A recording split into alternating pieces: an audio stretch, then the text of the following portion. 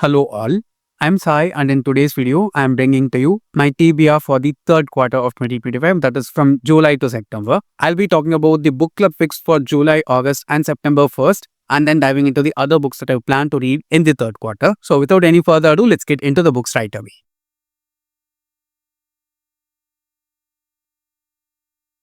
The first book is the book club pick for July and it is an Indian fantasy book. Just like for the first two quarters, I'm going with only Indian books for the 3 months in the third quarter also, and also for the rest of the year. That's pretty obvious, right? So this first book for July is an Indian fantasy, which is The Devourers by Indra.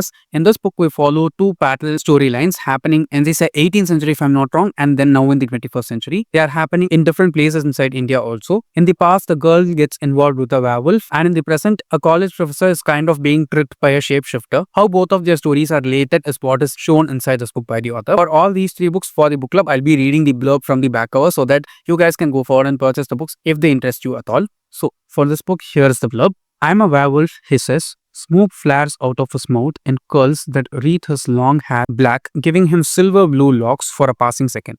I don't see him throw away the match, but his foot moves to rub it into the soil. In a dusty caravanserai in 17th century Mumtazabad, Sira, a young wanderer, meets a man who says he's a monster. This encounter fills her with revulsion and dread, yet changes her forever. In present-day Kolkata, college professor Alok Mukherjee meets a man who claims to be a werewolf. Alone and estranged after a separation, Alok is drawn to the stranger's hypnotic allure, unable to tell delusion from truth, trickery from magic. Beginning in Mughal India by the foot of the Taj Mahal and culminating in the lush, dangerous forests of the Sundarbans in 21st century India, The Devourers is a story about the shapeshifters, hunters with second sons who prey on humans and live in the shadows of civilization. But it is also about what it means to be human and the transformative powers of love. Utterly gripping and wholly original, it reinvents the literary fantasy novel for India, imbuing it with depth, emotion, and richness. I've seen things about this book in some blog posts that I've come across in the past few years, but I've not gotten the chance to read it in the past like 3 to 4 years since I knew that it exists. It's also a little bit expensive. I think it's over 300 rupees if I'm not wrong, but I want to give it a try. It's also a big floppy paperback, so I'm just craving to read this as soon as I can. You'll be reading it in July itself, so there's not that long left. So the book club pick for July is The Devourers by Indra. For August, we have a literary fiction novel, and it is also a latest release from this year 2025. It is Deviants, The Queer Family Chronicles by Santanu Bhattarcharya. Now in this book, we follow the story of 3 gay men from the same family from 3 different generations and how their lives have been because of their families as well as their societies at large. This is the basic premise of the book, and I'll just read the blurb from the cover. A bold, electrifying story of a family in which 3 generations of gay men in India fight for love and dignity against the currents of their times. Vivan, a teenager in India's Silicon Plateau, has discovered love on his smartphone. Intoxicating, boundary-breaking love. His parents know he is gay, and their support is something Vivan can count on, but they don't know what exactly their son gets up to in the online world. For his uncle, born 30 years earlier, things were very different. Mumro's life changed forever when he fell for a male classmate at a time when, and in a country where, the persecution of gay people was rife under a colonial-era law criminalizing homosexuality. And before Mumro came his uncle Sukumar, a young man hopelessly in love with another young man, but forced by social taboos to keep their relationship a secret at all costs. Sukumar would never live the life he yearned for, but his story would ignite and inspire his nephew and grandnephew after him. Bold and bracing, intimate and heartbreaking, Deviants examines the histories we inherit and the legacies we leave behind. That sounds super fresh and really nice also. I think it will be painful as well as comforting at the same time, seeing the same story experienced by 3 different people in 3 different generations inside the same family. It just sounds really nice, so I want to give this a try as soon as I can. So we'll be reading Deviants by Santanu Bhattarcharya in August. Next, we have a non-fiction book by a super popular author. I selected this non-fiction book specifically because I have not selected even one non-fiction book in the past 8 months along with the other 2 books which I talked about. So I went for this one, which is also a latest release by the author. It also got released this year only in 2025, which is Wild Fictions, Essays by Amitav Ghosh. This is a non-fiction which is a collection of essays written by the author on environmental change, climate change and so many other such things. I just listened to another audiobook by this author which also deals with the same concepts as if I'm not wrong. I don't remember the name of the book exactly, but I just finished listening to it a couple of weeks back in June. So this is the blurb from the cover of the book. Wild Fictions brings together Amitav Ghosh's extraordinary writings on subjects that have obsessed him over the last 25 years. Literature and language, climate change and the environment, human lives, travel, and discoveries. The spaces that we inhabit and the manner in which we occupy them in a constant thread throughout this striking and expansive collection. From the significance of the commodification of the clove to the diversity of the mangrove forests in the Bengal and the radical fluidity of multilingualism, Wild Fictions is a powerful refutation of imperial violence, a fascinating exploration of the fictions we weave to absorb history, and the reminder of the importance of sensitivity and empathy. With the combination of moral passion, intellectual curiosity, and literary elegance that defines his writing, Amitav Ghosh makes us understand the world in new and urgent ways. Together, the pieces in Wild Fictions chart a course that allows us to heal our relationships and restore the delicate balance with the volatile landscapes to which we all belong. That sounds very interesting, fascinating, at the same time quite heavy. It's also a little bit of a big book, so I think it will take a little bit more time for us to read compared to the other books which I picked so far for the book club in 2025. I want to challenge us all a little. That's why I'm picking up this book. I think the paperback was also available for this one. I got this on a blind book date, which I bought from Crossword Bookstore in February. I've not started it so far, so I'm going to read this along with you guys in September. Now moving on to the other books inside the TBR for the third quarter, of which the first one is the first book inside an Indian duology, which is also a mythological fiction duology. I believe this author so much because he just writes really, really well. The book is Ajaya by Anand Neelakantan, which is the first book inside the Ajaya series. This first book in specific is Roll of the Rise. There's this other book which I don't remember the title of. I don't have that also on my shelf, but I'll be buying it pretty soon. This is basically a mythological retelling of the Mahabharata, but imagining it from the point of view of the Kauravas instead of the Pandavas. Anand Neelakantan does this really, really well. I read Asura by him as my first book club pick for 2024 and I was totally swept off my feet. I also have Vanara by Anand Neelakantan for the book club pick in June. I've not started it yet by the time I'm filming this video, but most probably while you're watching this video, the review of that book will be published, or it will be published in just a couple of days or so. I know how he handles morality when it comes to his different characters, and he's also someone who's very well versed in our Hindu mythology from our country. He did Asura that well, and I'm very, very sure that he'll also do the story of the Kauravas really well in this book. So we have A Roll of the Dice or the Ajaya duology by Anand Neelakantan as the next book inside the TBR. Next we have a non-fiction book which is 12 Rules for Life by Jordan B. Peterson. I started reading this book in 2022, in the beginning of 2022, and I think I've read like 4 of the 12 rules, and mostly I don't remember anything from the book at all.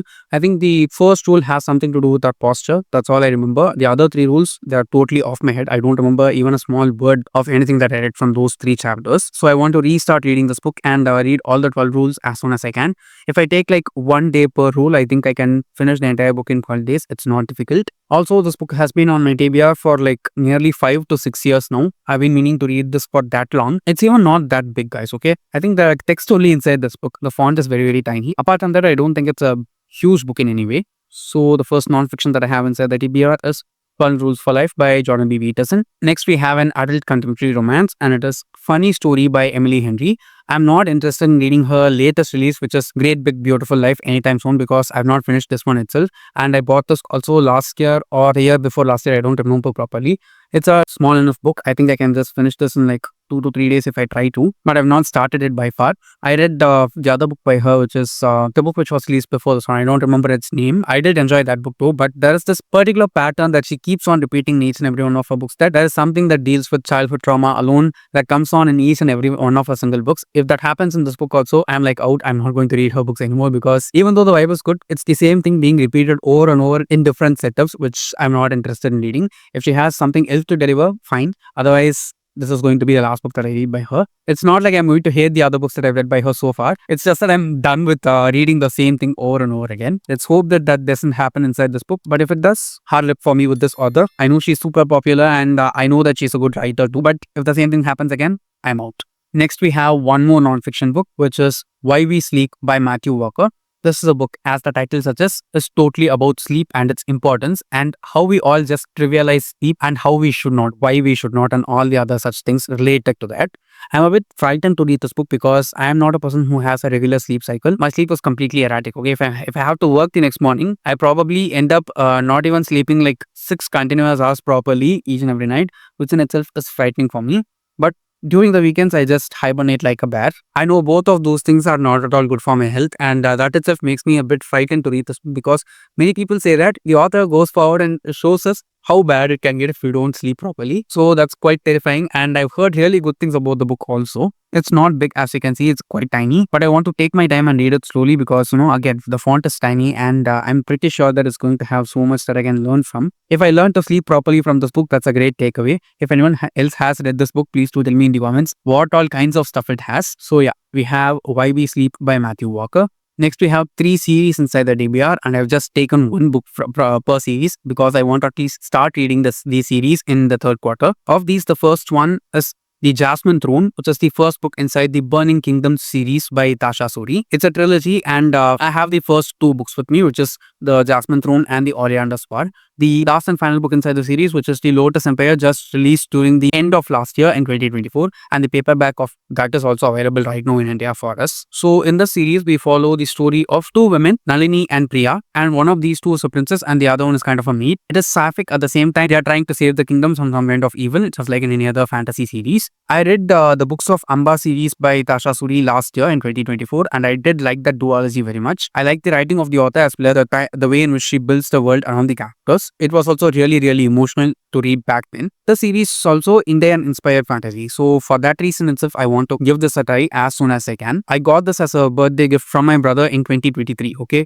so it's going to be 2 years since I bought it / got it, so I want to read it this year itself. If possible, I want to finish reading the entire trilogy in the third quarter. Let's wait and see if it's going to happen. But this is definitely one series which I need to read. Next, we have a trilogy by one of my favorite authors, and it is the Chaos Walking trilogy by Patrick Ness, the first book of which is The Knife of Never Letting Go. I have all the 3 books inside the series with me, and I want to try and finish the series in the third quarter again because I've been meaning to read the series for years now. Okay, it's also a YA series, so it must not take that long for me to read because most of the other books that I've chosen so far are adult books and adult series. I've not watched the movie. I don't know anything else about the series. I know that in this world, women are extinct right now and there are only men. And the thing is also that each and every man can hear the thoughts of every other man. So it's kind of a noise that is going on inside their heads always. It's quite effed up if you ask me. And this is a used copy. You can see how bad it is, right? It just looks so brown and tattered. And I also have the other 2 books with me, which are new copies. So I want to finish reading the series this year in 2025. More than anything, I like Patrick Ness's writing very much. I like his characters. I like the amount of emotions and depth that he brings inside his story so much. I read only his standalone works so far. I have not read any of his series. And I also know that this is his most popular series by far. So yeah, I definitely want to start reading at least The Knife of Never Letting Go before the end of the third quarter. And finally, inside this TBR, we have yet another YA series, and it's a YA fantasy trilogy by one of my all-time favorite authors, and it is The Daughter of Smoke and Bone trilogy by Laini Taylor, which has the same name as its first book. I have the first and third books inside the series with me, but I don't have the second book. That's the reason why I have not started reading this yet. But I know for sure that if I start reading the series, I'll definitely fall in love with the writing because